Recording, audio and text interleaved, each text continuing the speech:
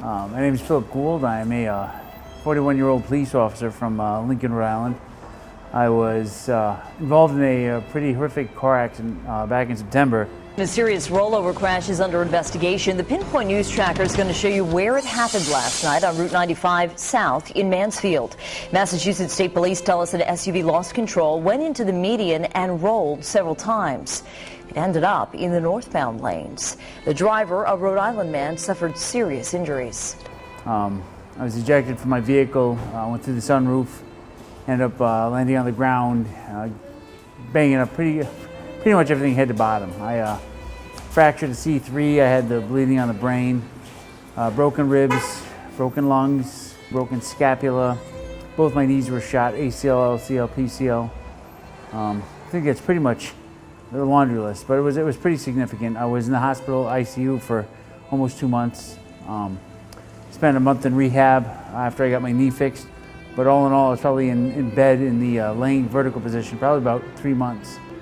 Suffered a lot of atrophy, went to physical therapy pretty much when I got home from the rehab hospital, which was 3 months after the accident. I'm doing that 3-4 days a week.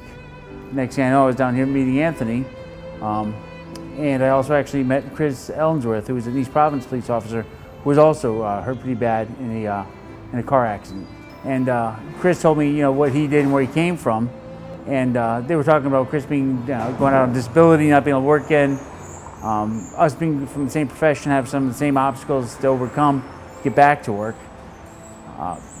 Big concern of mine. And Anthony says, "Hey, listen, I can do it with you. This is what we got to do. You give me the effort, and we'll get you fixed."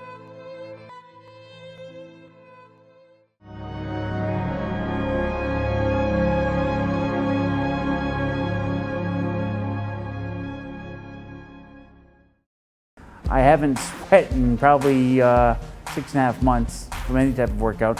I was an avid runner beforehand. I was actually a football coach and volleyball coach.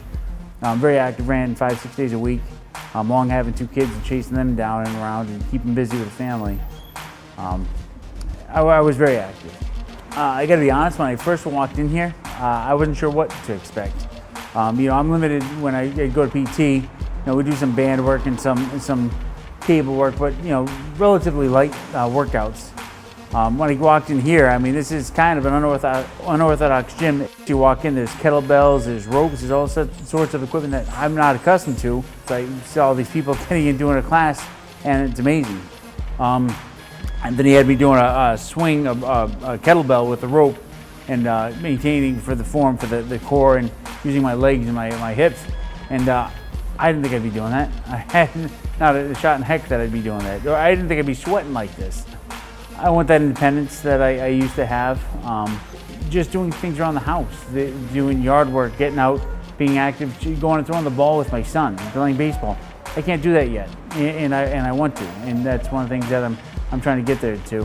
One of the complications from the accident, you talk about residual pain and complications. I had a broken scapula on the left side. When that scapula broke, they isolated my shoulder and stopped my shoulder from moving, put it in a sling. And as a result, I developed a bunch of scar tissue in the joint, which actually a month ago, almost today, they had to go in surgically, move all the scar tissue, shave the bone down, just so I can get range of motion back in that shoulder. Yeah. Bring it out, like an iron cross. Look at that. Look at that. That's almost straight.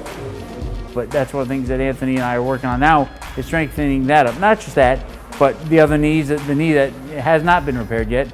It's forming up scar tissue, but we're strengthening in that. We're strengthening the left knee, which has been replaced and fixed.